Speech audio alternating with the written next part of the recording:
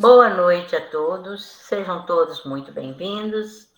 Estamos na nossa hora regular, que regularmente iniciamos a nossa atividade. É um prazer tê-los aqui conosco e aqui estamos reunidos mais uma vez na Casa Espírita Francisco Cândido Xavier e o Centro Espírita Antônio de Pádua, ambas as casas de São Mateus. E hoje nós temos a grata satisfação de recebermos mais uma vez para falar para nós a nossa querida Viviane Lírio. Ela vai falar sobre o tema O Espírito Sopra Aonde Quer. Viviane é mineira de nascimento, morou algum tempo em Vitória, mas depois mudou-se para Viçosa, Minas Gerais, onde exerce a profissão de professora. Ela é professora universitária, perdão. Ela é trabalhadora do Centro Espírita Irmã Sheila e da Casa do Caminho, em Viçosa, Minas Gerais. Mais uma vez, Viviane, receba o nosso agradecimento, as nossas melhores vibrações de energia e que Deus, em sua infinita misericórdia, continue lhe amparando e assistindo em todo momento. Para a gente não perder tempo, nós vamos pedir ao nosso querido Adriano que faça a leitura e a prece inicial para nós. Boa noite a todos. Do livro Pão Nosso, de Chico, pelo Espírito de Emmanuel, perante Jesus. E tudo quanto fizerdes, fazei-o de todo o coração, como ao Senhor, e não aos homens. Paulo, Colossenses 3:23. A compreensão do serviço do Cristo entre as criaturas humanas alcançará mais tarde a precisa amplitude para a glorificação daquele que nos segue de perto, desde o primeiro dia, esclarecendo-nos o caminho com a divina luz. Se cada homem culto indagasse de si mesmo quanto ao fundamento essencial de suas atividades na Terra, encontraria sempre no santuário interior vastos horizontes para ilações de valor infinito. Para quem trabalhou no século, a quem ofereceu o fruto dos labores de cada dia. Não desejamos menoscabar a posição respeitável das pátrias, das organizações, da família e da personalidade. Todavia, não podemos desconhecer-lhes a expressão de relatividade no tempo. No transcurso dos anos, as fronteiras se modificam, as leis evolucionam, o grupo doméstico se renova e o homem se eleva para destinos sempre mais altos. Tudo o que representa esforço da criatura foi realização de si mesma, no quadro de trabalhos permanentes do Cristo.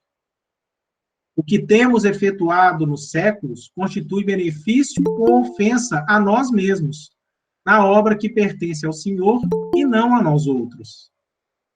Legisladores e governados passam no tempo com a bagagem que lhes é própria, e Jesus permanece, a fim de ajuizar da vantagem ou desvantagem da colaboração de cada um no serviço divino da evolução e do aprimoramento.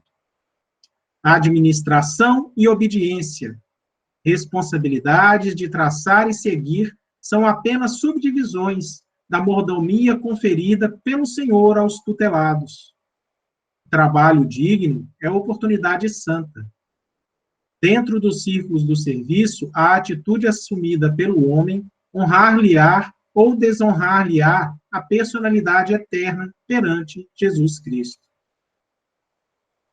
Senhor Jesus, aqui reunidos em teu nome, estamos mais uma vez para buscar o aprendizado tão necessário à nossa caminhada e a superação da nossa ignorância, do nosso orgulho, do nosso egoísmo. Esteja conosco. Sabemos que não seremos, Jesus, causadores ou produtores de grandes prodígios, mas que tenhamos dignidade, fé, perseverança, para sermos dignos de carregarmos que seja um grão de areia na construção e na edificação do teu reino na terra. Esteja conosco, abençoe-nos na noite de hoje, envolva com amor e luz nossa irmã Viviane, e que tenhamos um grande proveito, Senhor, dentro de nossa mente, do nosso coração e do nosso espírito, pelas palavras e pelo ensinamento da noite. Esteja conosco, que assim seja. Que assim seja. Pedimos a todos que permaneçam com seus microfones desligados. Viviane, a palavra é toda sua. Me ouvem bem? Então está bem. Muito bem. Boa noite a todos. É uma oportunidade sempre muito honrosa quando a gente recebe um convite de uma casa espírita para refletir um pouco sobre uma passagem evangélica, sobre um ensinamento espírita cristão, ou como hoje, para juntar essas questões em torno de um tema, com a liberdade que nos foi concedida, de trazer à baila preocupações, entendimentos, reflexões que a gente julga bacana. Como eu fui apresentada, né, eu me chamo Viviane, sou espírita há muitos anos, nasci em família espírita, e o espiritismo sempre foi para mim uma espécie de farol, um esteio importante em momentos muito desafiadores. Assim como a filosofia cristã, na qual se assenta a doutrina espírita. No entanto, estamos passando aqui na Terra, no Brasil em particular, junto com outros países, momentos muito desafiadores, que não deveriam nos surpreender, uma vez que os avisos e informações sobre o processo de transição pelo qual passamos e passaremos, né? Não é uma transição de 2 anos, 3 anos, é uma transição de muitos anos. Essas informações já nos foram dadas, já nos chegaram, desde fins dos anos 1800, seja pela pena de médiuns próximos a Kardec, seja pelos alertas dele mesmo, nos contatos que fazia. E muito antes disso, né, nas reflexões, ainda que besuntadas, digamos assim, de muita excentricidade para os tempos de hoje, na visão espiritualista de povos mais antigos que nós mesmos, o alerta desses processos de transição. E o indivíduo que se diz cristão, ou nós que nos colocamos como espíritas, precisamos fazer um esforço que é difícil para todo mundo, que é o esforço de manter a temperança e manter a fé. Mas a única forma que a gente tem de seguir os passos de Jesus, ou de fato de traduzir através da nossa vida a filosofia espírita, é se a gente tiver interiorizado daquilo que a gente está falando. Existem muitos cristãos sem Cristo, como diz Emmanuel, e existem muitas pessoas que se apresentam como espíritas sem demonstrar o mínimo conhecimento doutrinário que lhes galardeasse com essa possibilidade. Muitos de nós, vou colocar, incluir na primeira pessoa, temos que tomar o cuidado de chamar para nós mesmos as reflexões críticas sobre os períodos que passamos, sobre as vivências que temos, sobre as condutas que desenvolvemos, para verificar se são de fato coerentes ou não com aqueles valores, com aqueles princípios que nós dizemos esposar. Porque o processo de transição, a separação do joio e do trigo, não é não é um momento de colheita de neófitos, assim. Não é uma coisa que vai acontecer no início. Assim como Jesus falava, deixa crescer, para separar depois o que é joio e o que é trigo. Então, nesse processo de crescimento, que eu vou chamar de processo de amadurecimento, eu acho que mas um grande desafio que a maioria de nós não dá conta é realmente saber quais são os princípios que nós esposamos.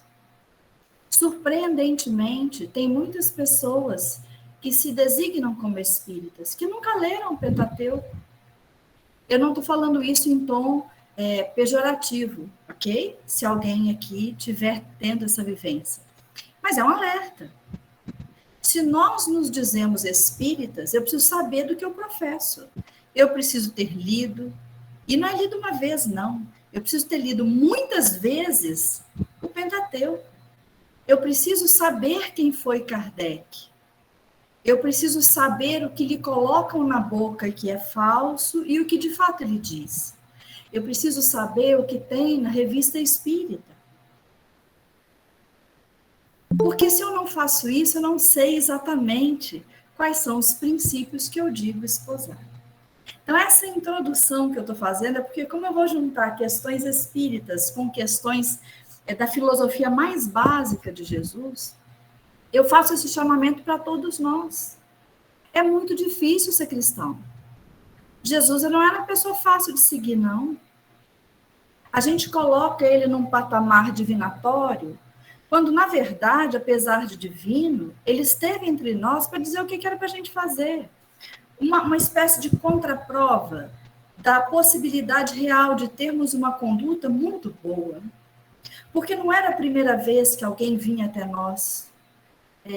Quem me conhece, a maioria que não me conhece bem, sabe que se eu não fosse, alguém levantou a mão. Foi sem querer ou foi porque quis? Marta. Quero crer que tenha sido sem querer. Ah, tá. Porque não tem problema se alguém quiser me interromper. Antes de Jesus, durante muitos milênios, e aí eu estava falando que quem não me conhece não sabe, quem me conhece sabe que eu sou uma pessoa que gosta muito de estudar. Professor não tem jeito, né? Gosta de estudar, ou estaria na profissão errada. Mas eu tenho muito prazer em conhecer as teologias vinculadas a outras propostas religiosas. E eu já li algumas vezes o Bhagavad Gita. Bhagavad Gita é como se fosse ele é chamado de a sublime canção. Fazendo uma analogia, seria para os hindus o Sermão do Monte, que está dentro do Evangelho, que está dentro da Bíblia. Então é como se fosse o coração do Mahabharata. E nessa obra monumental de mais de 6.000 anos, os fundamentos do bom comportamento humano já estão presentes. Se alguém tiver curiosidade depois, a obra original é difícil de encontrar, pelo menos eu levei bastante tempo para encontrar a obra correta. Tem muita falsificação no mercado. Mas tem as partes, né, na internet, digita lá depois quem tiver curiosidade, tranquilo, Marta. O capítulo 16 do Bhagavad Gita. Chama-se O Destino dos Insensatos. É excelente. É excelente porque nós estamos falando de um texto compilado, aí dá-se o nome a um indivíduo que não se sabe quem foi, no final das contas, que é como se a gente estivesse ouvindo de um amigo bem versado nas artes espirituais, como que nós deveríamos nos comportar. Em que pese a pequena distinção que existe daquela filosofia de vida para a espírita, no que diz respeito ao que vem a ser reencarnação, o princípio está lá. Isso quer dizer que nós temos dificuldade de aprender. Nós temos muita dificuldade de aprender, porque é uma informação milenar. E depois desse tempo, nós tivemos Lao Tse, nós tivemos Confúcio, nós tivemos Sócrates. Se alguém quiser a cronologia, o livro A Caminho da Luz de Emmanuel é ótimo para isso. Aliás, uma obra monumental, né? Tivemos vários que antecederam Jesus, até que veio o Mestre para nos ensinar de maneira muito luminosa uma proposta de vida. Mas a proposta de vida trazida por Jesus é uma proposta difícil para nós. Passados mais de 2.000 anos, a gente tenta dar um jeito de ajustar a fala de Jesus quando ele disse: se alguém bater na sua face direita, dá à esquerda. A gente fica tentando dar aquela ajustada para ver se não é exatamente aquilo. Quando ele chega para o discípulo, na verdade um apóstolo, que chega correndo e fala: mestre, mestre, roubaram a minha capa, o que eu faço? Algum dos presentes sabe a resposta? Vai lá e dá o resto para o ladrão, aí você para de se preocupar com isso. Qual de nós está preparado psíquica e emocionalmente para esses convites assim tão objetivos de Jesus? E já faz mais de 2 milênios. Nós temos muita dificuldade desse aprendizado que não é externo. É um aprendizado de transformação interna. Eu brinco com os meus alunos que eu amo matemática, né? Eu sou economista, eu amo matemática. E eles brincam, tem alguém aqui que gosta também? Espero que tenha, sempre tem alguém que me acompanha. Aí, ó, amo, eu vejo Deus na matemática, mas isso é uma outra história. De qualquer forma, quando eles brincam, isso é difícil, eu falo: faz uma transformação interna, meu filho, para você ver o que é difícil. Matemática é moleza, né? E por que isso é tão difícil? É porque nós temos um avolumamento de hábitos. E esses hábitos vão se tornando uma espécie de carapaça protetora, confortável. E a gente vai desenvolvendo um jeito de ser, um jeito de agir, um jeito de reagir, um jeito de pensar, um jeito de conversar, a ponto de, muito esquisitamente, alguns de nós falam assim: eu sou assim. Não, nenhum de nós é assim, a gente está assim, nós somos seres mutáveis. Só que a modificação, ela inevitavelmente depende da gente querer, porque ninguém muda ninguém. Nem Jesus mudou alguém. Ele dispunha o indivíduo à possibilidade da mudança. Mas a decisão de mudar pelo amor, pela dor, pela extrema dor, pelo que seja, é do indivíduo. Então, quando a gente fala o Espírito sopra onde quer, aliás, até uma música no final, eu vou, se der tempo, passar para vocês. Isso quer dizer que o nosso pensamento, nossa essência, se desloca, caminha de uma maneira veloz e de difícil controle. Só que nós precisamos aprender nos limites dessa transição planetária, que há de demorar muitos anos, não vão ser nem alguns anos, não, vai ser bastante tempo, esse processo de autocondução.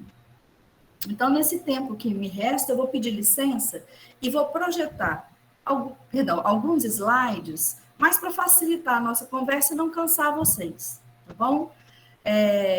Quando eu faço isso, eu perco o contato visual, porque eu estou apenas com uma tela. Então, enquanto eu projeto, eu não os vejo. Se acontecer qualquer problema, inclusive se por acaso cair a rede, fiquem tranquilos, eu tenho uma alternativa aqui do meu lado, eu volto e a gente continua da onde estiver parado, tá bom? Sem nenhum tipo de problema. Eu vou só pedir para alguém, por gentileza, abrir o microfone e me dizer se consegue ver bem. Já estamos vendo. Então, tá bom. Eu vejo bem também. Tá jóia, tá jóia. Essa pergunta, né? Essa assertiva não é uma pergunta. O Espírito sopra onde quer, é uma fala do mestre, mas eu não vou me ater exclusivamente a esse momento. Na verdade, é uma discussão sobre reencarnação, que contextualiza essa fala, o Espírito sopra onde quer, mas em desdobramento a esse ponto específico, ou no background, né, na construção prévia dessa reflexão, está uma questão muito, muito séria, ao mesmo tempo muito simples e muito complexa, né? A esmagadora maioria de nós, quer consciente, quer inconscientemente, luta com determinados dilemas de questionamento. De onde a gente veio? Para onde a gente vai? Por que eu passo pelo que eu passo? Por que eu vivo com quem eu vivo? Por que eu sofro as dores que eu sofro?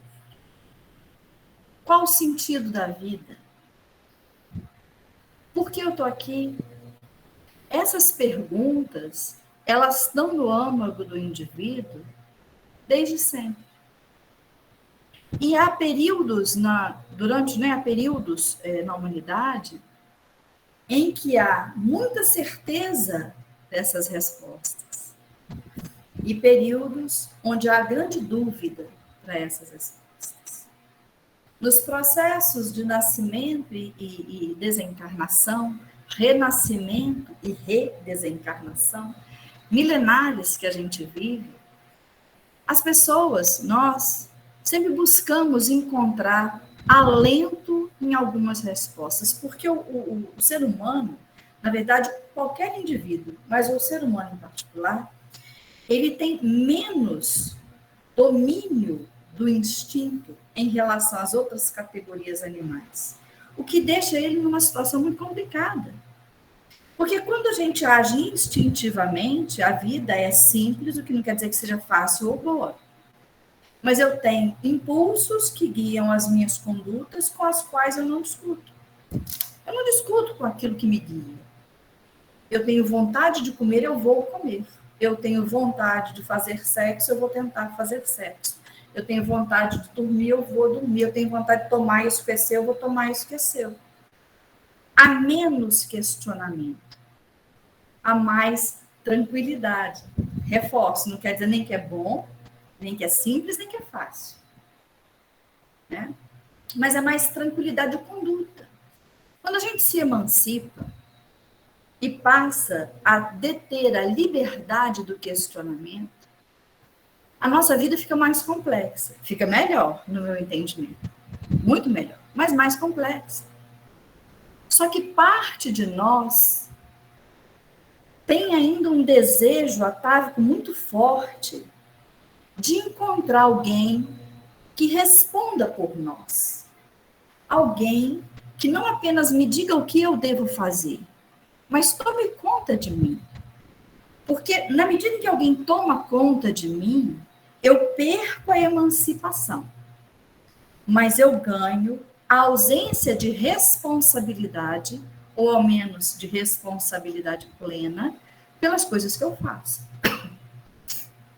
Por isso que muitos de nós têm dificuldade de lidar com a relativa liberdade, porque plena essa liberdade não é, mas essa relativa liberdade apregoada pela própria doutrina espírita. Por isso que muitos de nós sentem falta de alguém que nos segure a mão e fale assim, ó, vem que eu te levo. Porque na hora que alguém solta a nossa mão, ainda que deixe lá um fiozinho condutor, a decisão da caminhada é mais minha. E isso é difícil de lidar. Alguns de nós criticamos o Deus, entre aspas, opressor, temido, de algumas visões religiosas.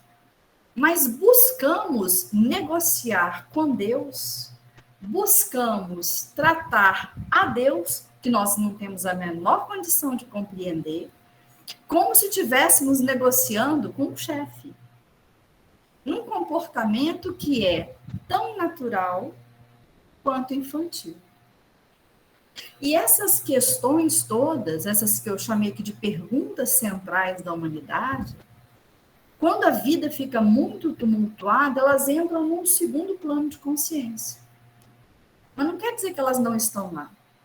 Quer dizer que eu estou prestando menos atenção nelas.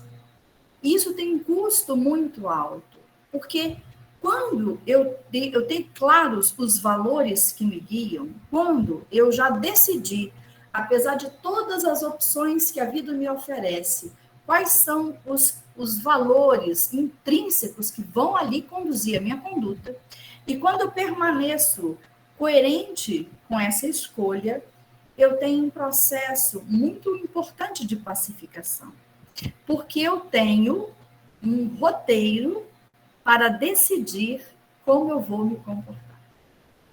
Só que esse processo, que no passado era um processo cruel e deliberado, quanto mais o homem caminha rumo à evolução, mais dotado de liberdade ele é.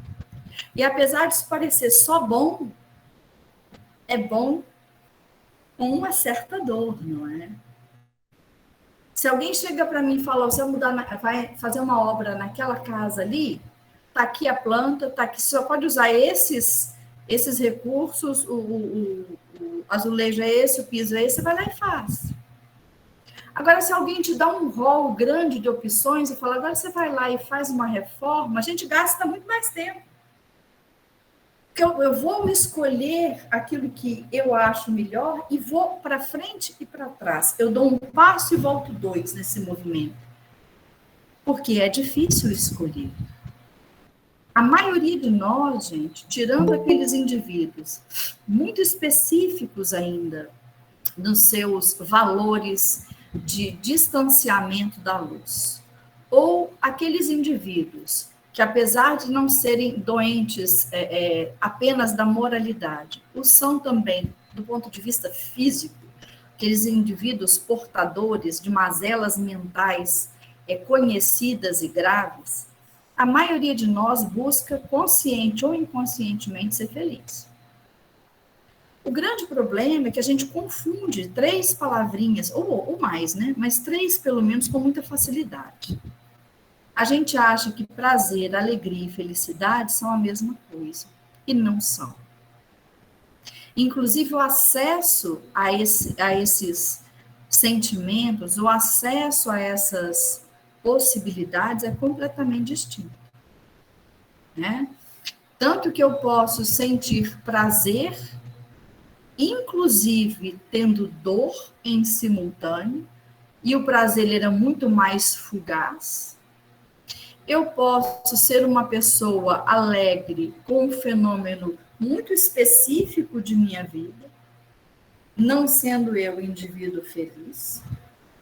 Ou eu posso ser uma pessoa feliz, aliás, pessoalmente, eu acho que a gente não tem, como indivíduos encarnados na Terra, uma clareza do que vem a ser felicidade, a gente tem lampejos de felicidade, a gente conhece razoavelmente o prazer e razoavelmente a alegria. A felicidade, não, né? A gente tem aqueles flashes.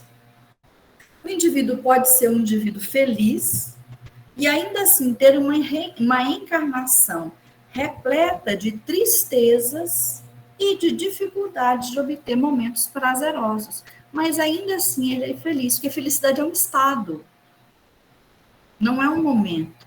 Para nós aqui ainda são esses flashes, mas o alcance da felicidade, a proposta filosófica de Jesus, a tradução dos espíritos superiores que já se comunicaram conosco, traz esse sentido de felicidade, de tranquilidade que a gente não conhece. Há uma passagem que não trata de felicidade especificamente, mas que eu gosto muito, parece anedota, mas não é, acho que todo mundo já ouviu falar esse texto, que faz parte dos registros históricos, que é quando Sócrates estava preso e as pessoas se movimentam para soltá-lo, né? E ele falou que não ia sair, não. Falou, mas mestre, você está preso. Ele falou, não estou não, eles só guardaram o meu corpo aqui. E eles recusavam a fuga, porque era inconcebível para as pessoas da época. E bem perto do momento, depois dele ter sido, né, entre aspas, julgado, porque aquilo nem foi um julgamento, e condenado à morte por envenenamento, a esposa chega para ele desesperada, e ele naquela paz que devia ser irritante para as pessoas, né? Deve ser, porque não é fácil lidar com um indivíduo muito melhor do que nós. Ela vira e fala assim, mas meu marido, você vai morrer. Aí ele vira e fala, mas todo mundo não vai? Ela falou assim, mas você vai antes. Ela falou assim, mas isso é uma questão do contexto. Ela falou assim, mas você é inocente. Aí ele olha para ela e fala, mas você queria que eu fosse culpado? Veja, é uma perspectiva completamente diferente da nossa, do que vem a ser um entendimento daquele momento pelo qual ele passou. E uma coisa que a gente ainda não percebeu, apesar dos relatos reiterados da espiritualidade, Quando eu falo da espiritualidade, eu realmente estou fazendo uma busca que antecede a vinda do próprio mestre. É que a gente realmente acha o que a gente procura. Consciente ou inconscientemente, a vida nos leva ao que a gente deseja. Não ao que a gente verbaliza. Não ao que a gente conscientemente expressa. Aqueles que são nossos desejos centrais. E Jesus já falava isso, né? Porque qualquer que pede, recebe. Quem busca, acha. Tem gente que acha que isso vai ser uma benção. Tipo assim, vou pensar na loteria. Concentra que vai. Não é isso, gente. É aonde que se dá o movimento da minha vida. Aonde que estão os caminhos, de fato, os desejos íntimos que eu tenho. Só que tudo tem preço. Não é? Não é simples. Não é simples. E aí, gente, de vez em quando, na fala de hoje, eu vou me valer de pequenos trechos de leitura. O maior vai ser de uma obra de Emmanuel, de um romance, mas esses textos são pequenininhos, preservando a integridade das falas dos autores, e porque eu me sinto incompetente, às vezes, em traduzir na minha boca, né, do meu raciocínio e fala, as palavras já ditas por essas pessoas. Na obra, eu estou com essa obra que vai reverter para vocês, mas é fácil, é do Caminho, Verdade e Vida, na mensagem de número 109, intitulada Acharemos Sempre, Jesus diz o seguinte: porque qualquer que pede, recebe, e quem busca, acha. Ou pelo menos foi essa a interpretação que Lucas nos passou. Na tradução de Emmanuel, e eu vou ler, né, flashes desse texto, está posto assim: quem procura o mal, encontra-se com o mal igualmente. Existe perfeita correspondência entre a nossa alma e a alma das coisas. Não expendemos uma hipótese, examinamos uma lei. Então, na fala de Emmanuel, a nossa conduta, consciente ou inconsciente, nos leva exatamente aos nossos assemelhados. E ele destaca, não estou tratando de uma hipótese, diz ele, porque a hipótese é uma coisa que você vai testar. Examinamos uma lei. Para os que procuram ladrões, escutando os falsos apelos do mundo interior que lhes é próprio, todos os homens serão sempre desonestos. Assim ocorre aos que possuem aspirações de crença, acercando-se desconfiados dos agrupamentos religiosos. Nunca surpreendem a fé, porque tudo analisam pela má fé a que se acostumaram. Tanto experimentam e insistem, manejando os próprios inferiores de que se nutrem, que nada encontram, além das desilusões que esperavam. Não vou ler tudo, né? Senão fica muito longo, só um pedacinho assim. É indispensável, pois, muita vigilância na decisão de buscarmos alguma coisa, porquanto o mestre afirmou: quem busca, acha, e acharemos sempre o que procuramos. Um exemplo claro disso é no nosso dia a dia.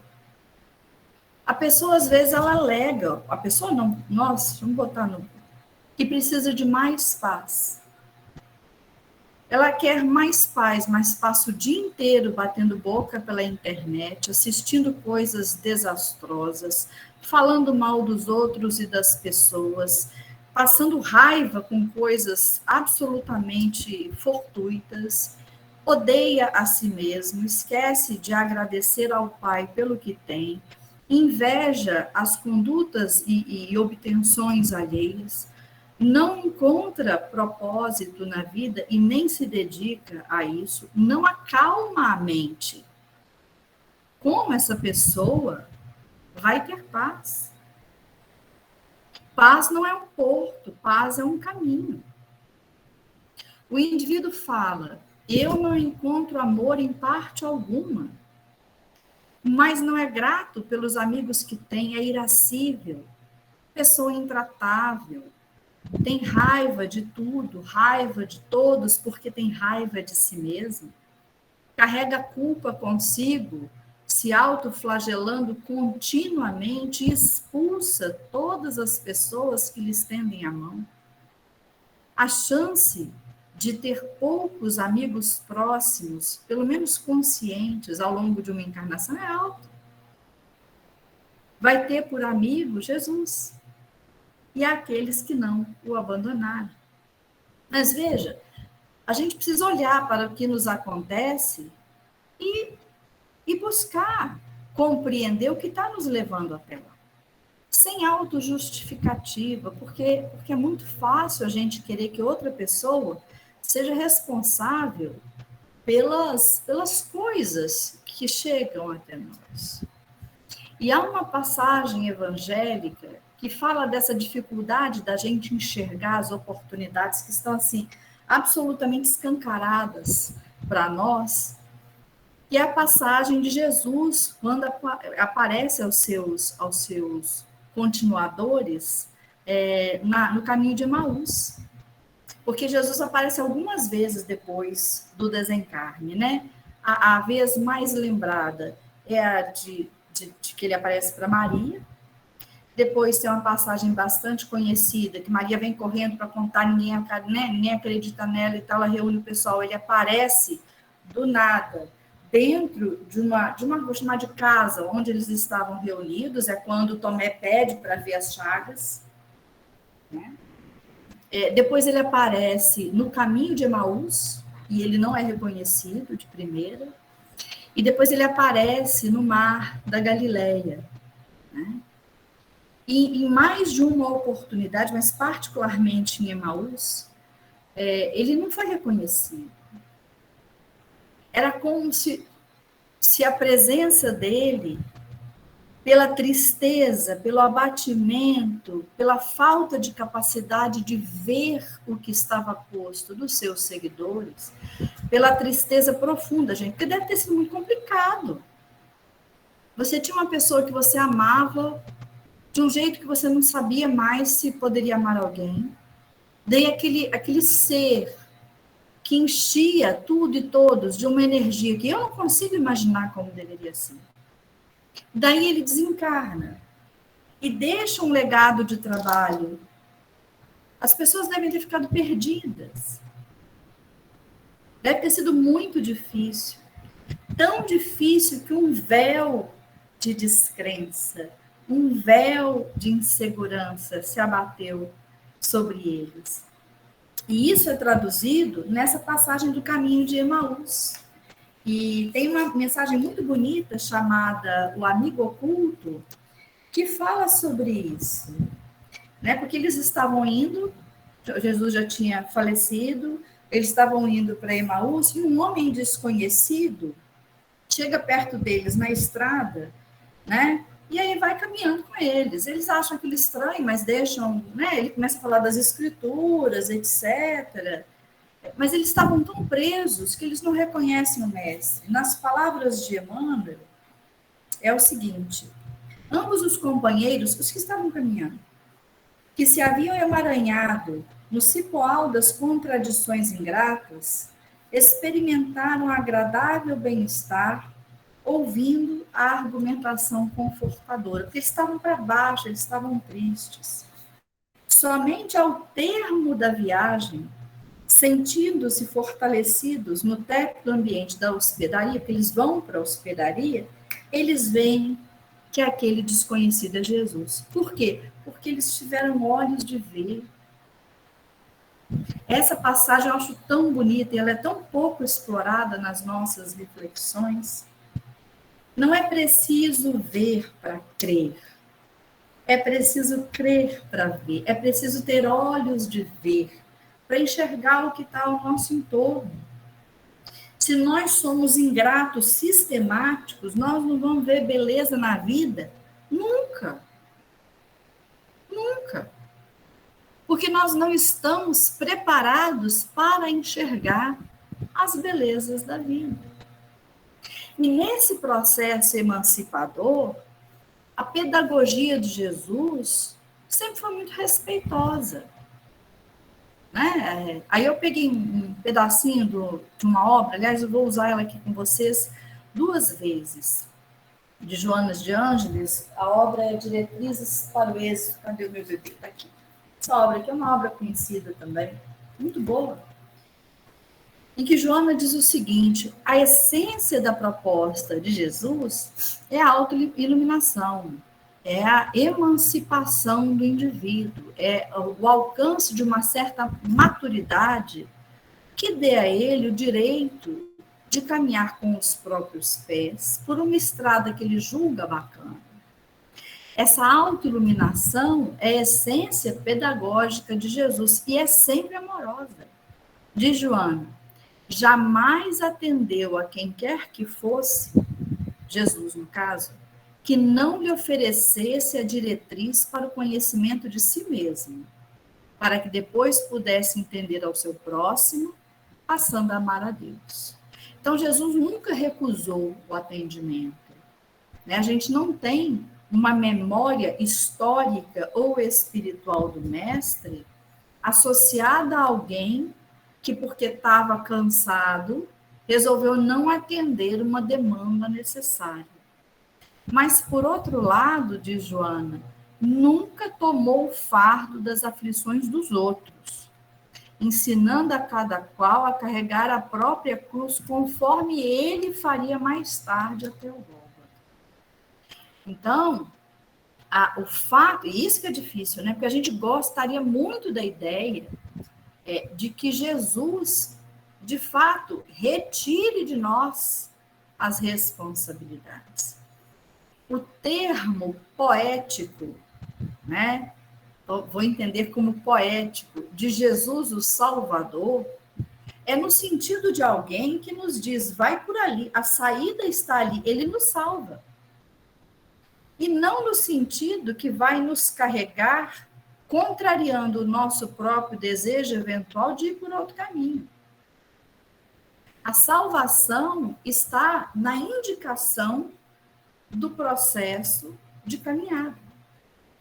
E tem na obra Ave Cristo, que eu também vou usar aqui com vocês, uma passagem em que Quinto Varro, o protagonista, se mostra em alguns dilemas de vida. Aliás, quem não leu essa obra, leia, é uma obra magistral. E aí o Corvino, que é um mentor encarnado, chega para ele e fala, Varro, aceita, porque ele está num dilema, né? Ele fica com raiva. Ele tem raiva das coisas que estão acontecendo com ele. E aí o Corvino fala, mas você aceitou o evangelho? Tem um erro de português ali, tá? Para que Jesus se transforme em seu servidor ou para que você seja servidor de Jesus? Porque às vezes a gente quer laçar o mestre, laçar a espiritualidade, botar aqui como uma guia forte e falar assim, bom, agora vai ser do meu jeito. Não é assim. Não funciona assim. E aí, esse pedacinho um pouco maior do qual eu falei com vocês, mas dá tempo, está entre as páginas 49 e 50 do livro Ave Cristo. Eu estou aqui no começo ainda da obra. Então, eles estão numa pequena discussão, porque, né, Quinto Varro está indignado, falou, eu tenho que lutar, eu não vou aceitar do jeito que as coisas estão.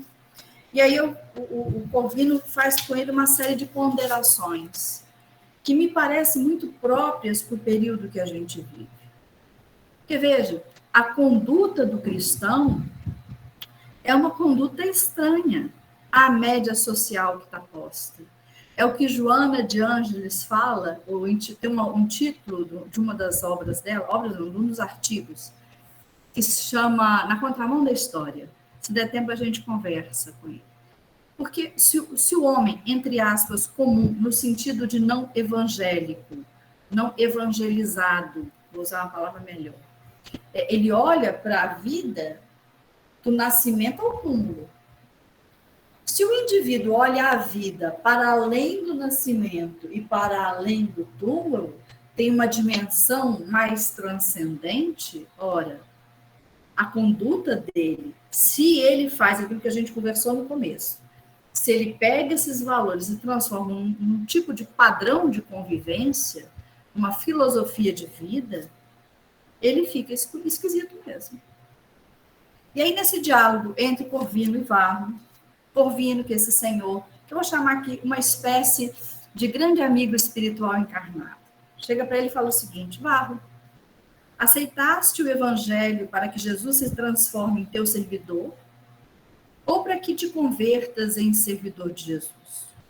Ó, sem dúvida, suspirou o rapaz. Se alguma coisa aspiro no mundo, é o ingresso nas fileiras dos escravos do Senhor. Então, meu filho, cogitemos dos desígnios do Cristo e esqueçamos nossos desejos.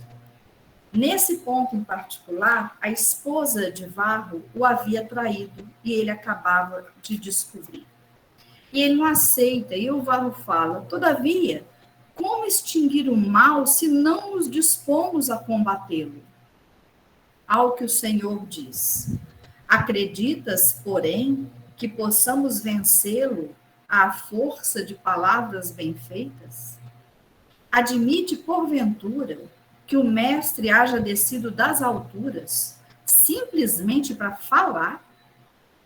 Jesus viveu as próprias lições, guerreando a sombra com a luz que irradiava de si mesmo até o derradeiro sacrifício.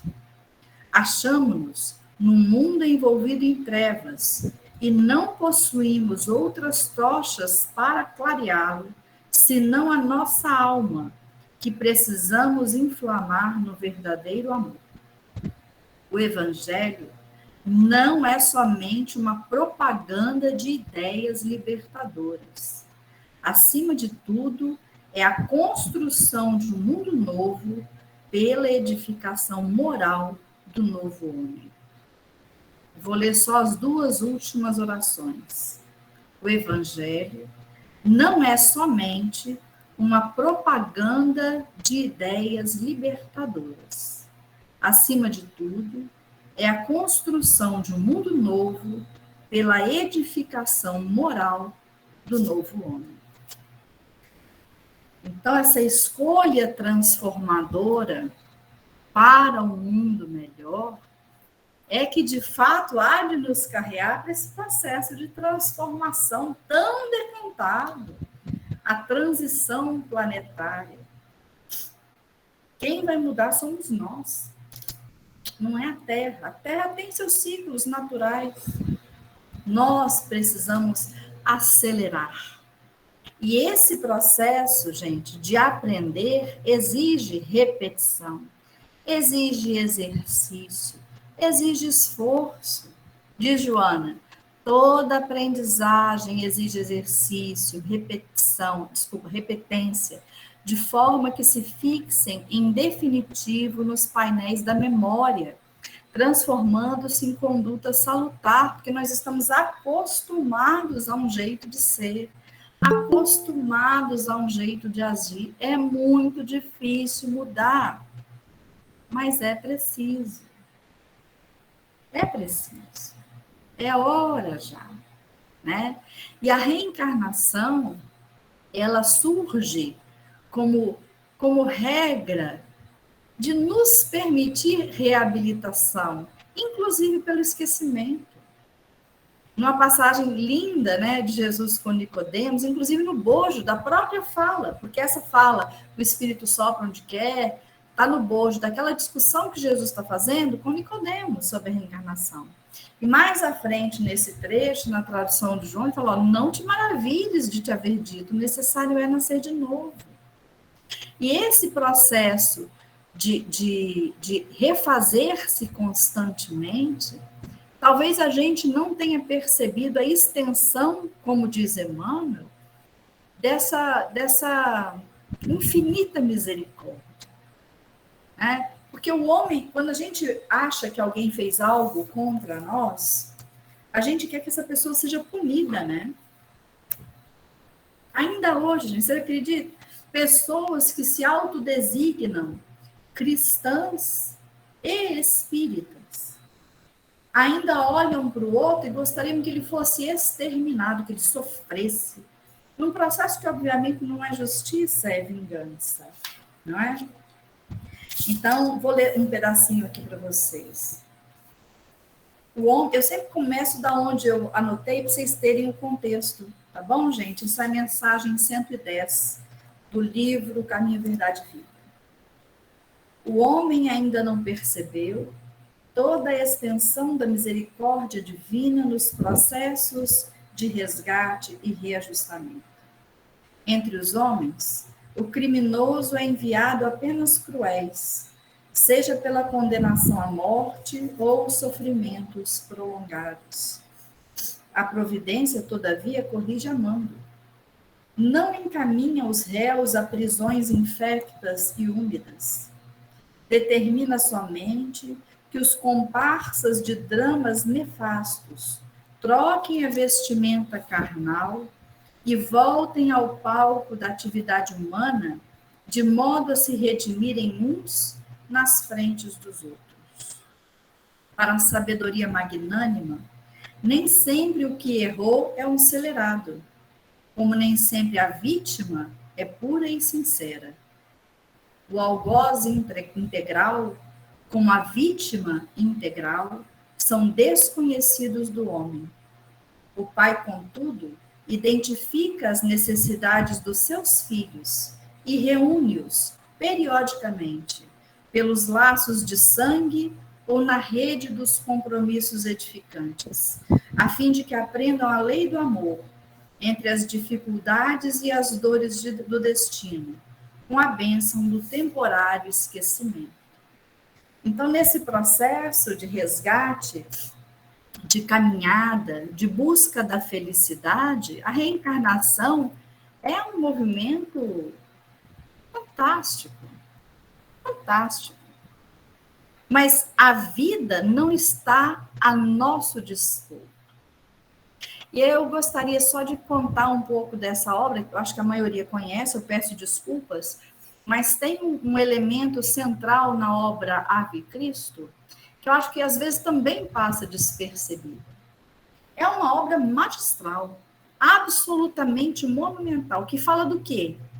Dos esforços de um homem pelo resgate de seu filho. Um homem que, aos olhos do mundo, passa despercebido. Um homem que, para despertar o afeto do filho pela natureza, se dedica a ser jardineiro. E passa os dias, as semanas, os meses, levando beleza à vida daquele indivíduo para despertá-lo pelo contato com a natureza. Durante 2 vidas sucessivas, né, porque ele nasce, ele torna-se escravo depois do próprio filho, vou dar um pequeno spoiler, mas sem contar tudo. Ele desencarna e renasce porque ele só tinha 50 anos. Ele tinha um tempinho ali para resolver tudo. E volta. A sua missão não era salvar o mundo, era emancipar-se, levando luz à vida de um indivíduo. Quando a gente olha para as nossas vidas, para as nossas casas, pais, mães, irmãos, filhos, amigos, companheiros de trabalho,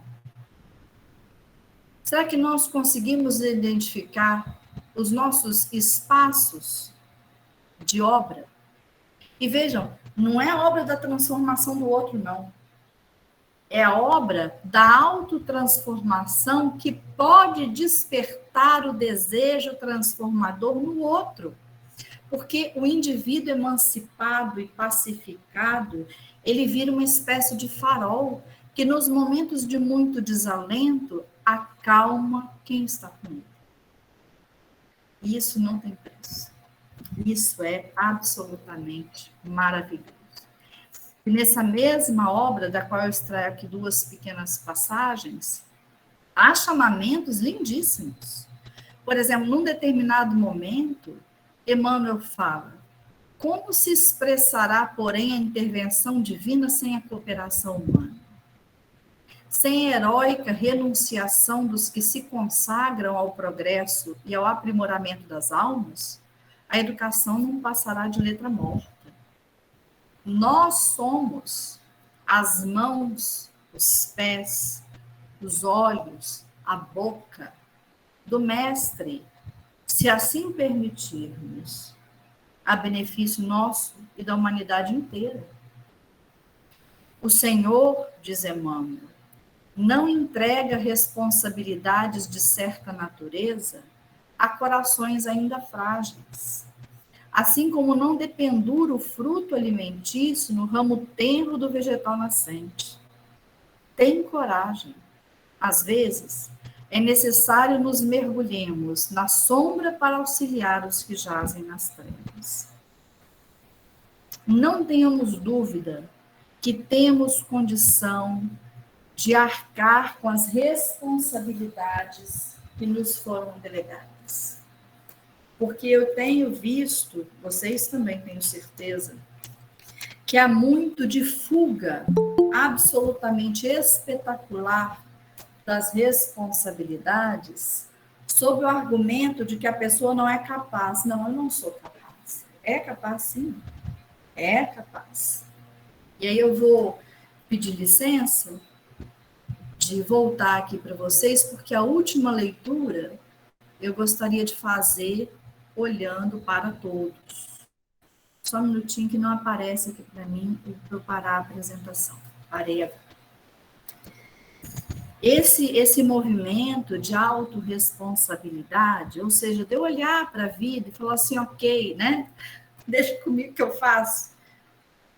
Nem esperando do outro a transformação que é da conta dele, e nem deixando para depois a transformação que é da minha conta, é muito bem trabalhada num texto de Emmanuel, que é o meu texto predileto. Tem muitos textos prediletos, tá, gente? Então, assim, eu devo ter uns 50 textos prediletos, mas esse é um deles. É a mensagem de número 60, que se intitula Tais Quais Somos, está nessa obra que sempre fica revertida, é o Livro da Esperança, do qual eu vou ler para vocês um trecho. É um parágrafo só. Para a gente perder o hábito de fazer essas fugas das nossas responsabilidades. Diz Emmanuel: errados ou inibidos, deficientes ou ignorantes, rebeldes ou faltosos, é necessário aceitar a nós mesmos tais quais somos, sem acalentar ilusões a nosso respeito, mas conscientes de que a nossa recuperação, a nossa melhoria, a nossa educação e utilidade no bem dos semelhantes, na sustentação do bem de nós mesmos, podem principiar desde hoje, se nós quisermos, porquanto é da lei que a nossa vontade intimamente livre disponha de ensejos para renovar os destinos todos os dias. Então, todos nós somos consciências endividadas. Ninguém que está nessa sala está isento de mazelas. Carregamos, infelizmente, parte dessas mazelas ainda com consciência de culpa, que é extremamente destrutiva e pouco útil. Mas isso não nos deve impedir de seguir adiante, fazer aquilo que a gente, né, já sabe que é de nossa responsabilidade. Que é fazer uma reflexão boa sobre nós. Veja, a gente não desencarnou. Ora, se a gente não desencarnou, é porque Jesus sugere a nós que temos tempo ainda nesta encarnação para o autoaprimoramento, senão a gente tinha desencarnado. Não é verdade? Existe espaço para nós no transcurso dessa encarnação, mas não precisa deixar para depois. Ainda dá tempo de executar determinadas modificações que acontecem prioritariamente durante a encarnação, por todas as questões próprias do estar encarnado que nós conhecemos, que a gente pode ainda fazer. Espero que a reflexão tenha sido útil a vocês. Foi para mim, né, fazendo as leituras e escolhas para a gente estar aqui hoje. Desejo a todos um excelente domingo, uma excelente semana E nesses tempos em que se aproxima a comemoração comercial, que seja do Mestre Jesus em seu nascedouro, mas que nos traz, né, alguma memória, alguma reflexão bacana sobre o quão importante foi esse homem para a história, o quão importante ele é para nós, que a gente use isso como uma alavanca adicional para a transformação para o bem. Abraço a todos. Tereza, a palavra é sua. Muito obrigada, querida. Realmente, pode ter certeza que foi muito esclarecedora a sua fala, tá? Agradecemos mais uma vez. Leve aos companheiros da Casa Espírita que você frequenta, as casas espíritas que você frequenta, o nosso abraço e o desejo sincero de um Natal de paz, saúde e um ano de 2022 com muita paz, saúde e sabedoria. Para você, para todos da sua família e para todos aqueles que estão aqui conosco. Muito obrigada. Eu vou pedir, eu vou informar para vocês que domingo que vem, quem vai falar para nós será Carlos Campetti. Ele vai fazer o tema O Juízo Final na Visão Espírita. Estão todos convidados para estarmos aqui mais uma vez para mais essa reflexão, né? Aqueles que estão aqui conosco pela primeira vez, que estão tomando contato com a doutrina espírita pela primeira vez, vai saber, com a reflexão de domingo que vem, a visão da doutrina espírita sobre o juízo final. Então, estão todos convidados. Desejamos a todos uma excelente semana, com muita saúde e paz. E eu vou pedir a você, querida, que, por gentileza, faça a prece de encerramento por nós, Viviane. Eu vou tomar a liberdade de copiar o Emmanuel. Nessa obra, que é a Ave Cristo, há o reconhecimento de alguns personagens por uma música cantada por um deles, que eu vou pedir que a gente leia em formato de oração. Vou convidar a todos para fechar os olhos. Fechar os olhos, na verdade, é um movimento ainda necessário para a concentração, né? E vou ler para vocês. Estrelas, ninhos da vida, entre os espaços profundos, novos lares, novos mundos, velados por tênue véu. Louvores à vossa glória nascida na eternidade. Sois jardins da imensidade, suspensos no azul do céu. Dizei-nos que tudo é belo, dizei-nos que tudo é santo, ainda mesmo quando há pranto no sonho que nos conduz.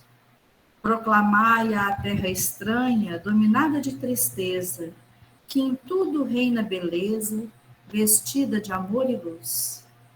Quando a noite for mais fria pela dor que nos procura, rompei a cadeia escura que nos prenda o coração.